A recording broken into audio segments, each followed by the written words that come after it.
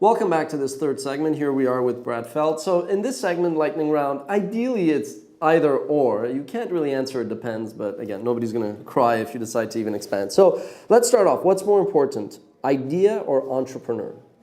Entrepreneur. What's more important, idea or execution? Execution. What's more important, execution or entrepreneur? Neither. Okay. Because they're not separable. Okay, interesting. So to you, even if you have an entrepreneur who's like a big idea guy, you expect him to be the execution No. guy? I think in the context of the company. Okay, fair enough. What's more important, timing or luck? Neither. Okay. Is there one thing that you think is more You can't important? control either of them. You can't control. They're non-controllable. So I think the only things that you can put importance on are things that you can control. Okay. Luck, by the way, luck is great, and awesome timing is great. But as an entrepreneur, you can't control either of them. Fair enough. Okay, I see your perspective. So what is more important? We hear content is king, but nowadays the companies that have the most amount of value, it's the distribution companies. What's more important, content or distribution? It changes over time, and it depends on what you're dealing with. Today, right now? It depends on the segment you're in. And in fact, it's very interesting. Many of the distribution dynamics change very rapidly. And one of the reasons there's so many challenges that existing incumbent content providers have, and why there's such messed up intellectual property dynamics around content, is because you have incumbents trying to prevent new distribution dynamics from appearing in the market. You have other situations where the distribution dynamics are untenable in the context of the content being created. And so this dislocation will continue to change.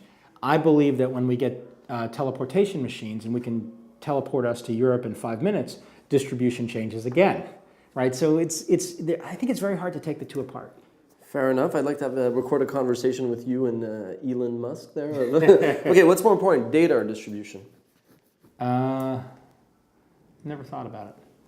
I think data is more important. Okay, and what's more important, data or content? Oh, I think data is way more important there. Okay, so speaking on data, let's just double click there and expand.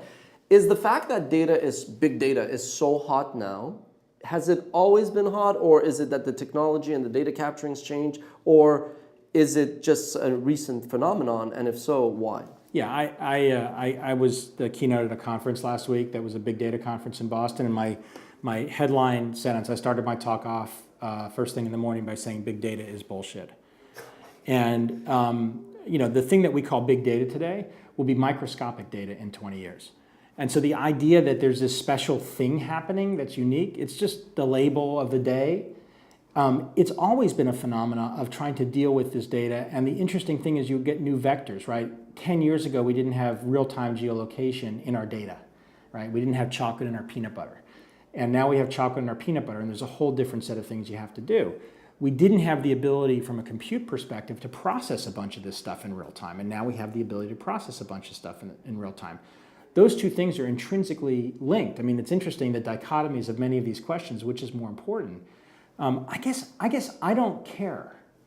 If I had a sort of a wrap-up question across all of this is, do you actually care about the answer to any of those questions? Like, no, I don't actually care if I'm right or wrong. Because I think all of the individual components are important. And in the context of data, when I answer data versus content, I actually view it much, much harder to understand what's happening than it is to do something that people respond positively to. So for example, I'll use Cheeseburger as a fun example that Ben Ha, who's the CEO of Cheeseburger, believes that humans already know what's funny and that we don't need to manufacture funny, that what we need to do is surface it and then we can add to it. Now you can say that's cute for cat pictures, but that can't make full-length movies. And the answer is, why not? Right? And, having somebody who, just wrote a couple of books, is there a difference between a long-form book and a blog post and a video? Absolutely.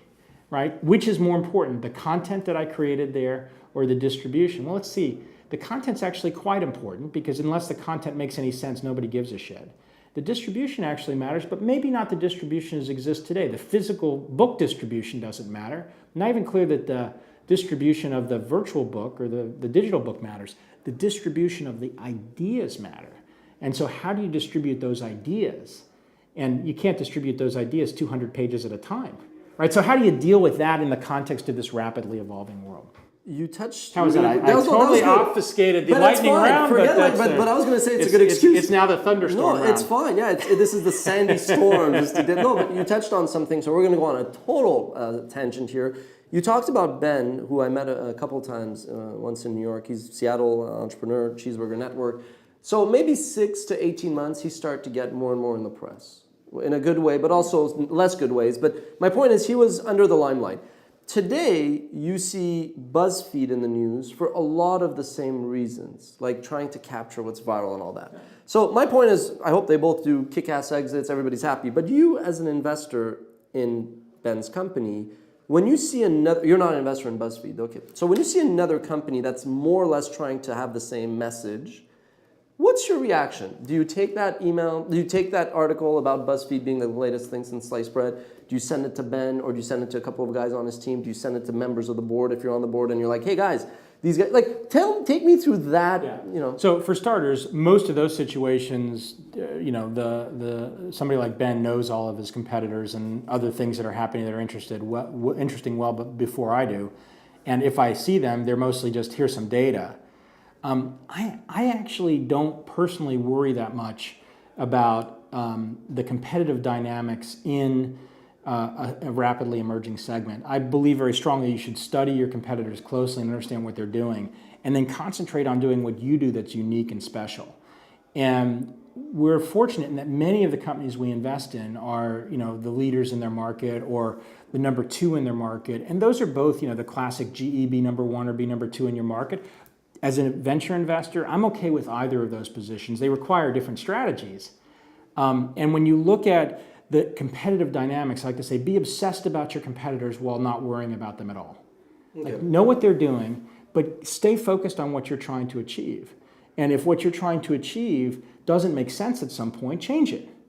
But don't let it be influenced by whatever latest thing that somebody wrote about. And be data driven. Okay, it's nice that everybody's talking about them, but does it actually have any impact on what's happening to you? And is it actually the same thing you're doing, or is it just a lightweight copy of what you're doing? And if it's a lightweight copy of what you're doing, what are you doing that's different and defensible? Okay, good stuff. A couple more questions and then you're off.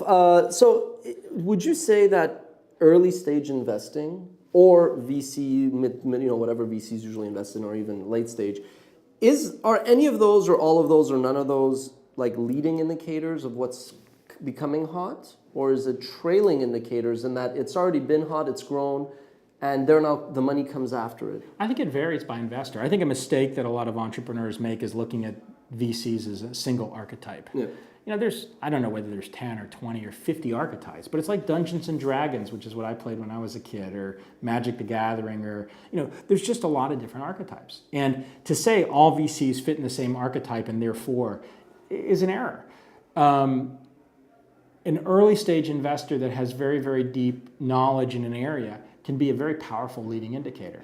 That person can also completely miss the boat, right? So just because they're an early stage investor doesn't necessarily mean that they're going to be a leading indicator. And the same is true the other direction, right? The later stage investor that is investing in things in a significant way, but before anybody really recognizes that that category is taking off, actually might be a good leading indicator.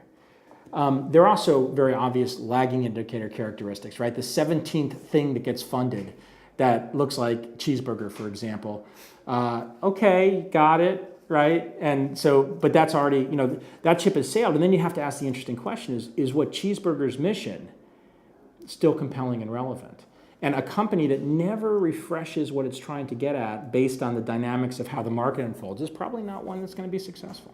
Good stuff. Last question. Are you expecting a big shakeout amongst all the incubators that have popped up around the country and in fact around the world? So separate incubators from accelerators, because I really use the words deliberately different.